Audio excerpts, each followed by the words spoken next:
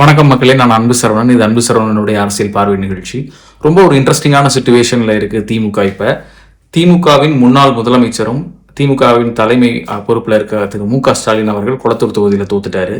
திரு உதயநிதி ஸ்டாலின் அவர்கள் இதுவரைக்கும் ஒரு ராஜா வீட்டு கண்ணுக்குட்டியா வளம் வந்துகிட்டு இருந்தாரு, துணை முதலமைச்சராக இருந்தாரு. இனிமேல் அந்த பந்தா பகட்டு எதுவும் இல்லாம தரையில் களத்தில் இறங்கி போராடும் ஒரு கள போராளியா அவர் மாறுவாரா? இளைஞர்களுடைய செல்வாக்கு கொஞ்சம் கொஞ்சமா திமுகவுக்கு குறைஞ்சுக்கிட்டே இருக்கு. இளைஞர்களுடைய செல்வாக்கை மீட்டெடுத்து கொண்டு வருவாரா? ஒரு பக்கம் தாவேகாவும் நாம் தமிழரும் இளைஞர்களை கொஞ்சம் கொஞ்சமா அவங்க பக்கம் இழுத்துட்டு இருக்காங்க. இளைஞர்களை எப்படி தன்னுடைய வசம் கொண்டு வர போறாரு? 1981 1991 வரைக்குமான காலகட்டத்தில் திமுக 10 ஆண்டு ஆட்சியிலேயே இல்லை.